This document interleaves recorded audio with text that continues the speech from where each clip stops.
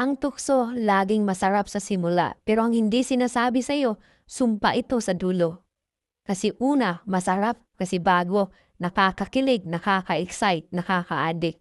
Pero habang tumatagal, unti-unti nitong kinakain ang konsensya mo, unti-unti nitong sinisira ang tiwala ng tao sa'yo, at unti-unti nitong winawasak ang buhay o pamilya na binuo mo. At ang tukso, hindi agad halata ang kapalit. Sa una talaga, puro saya. Sa huli, puro pagsisisi. Sa una, akala mo panalo ka. Sa huli, ikaw pala ang talo. At minsan, isang maling desisyon lang habang buhay mong bitbit ang sugat. Temptation will always offer you pleasure.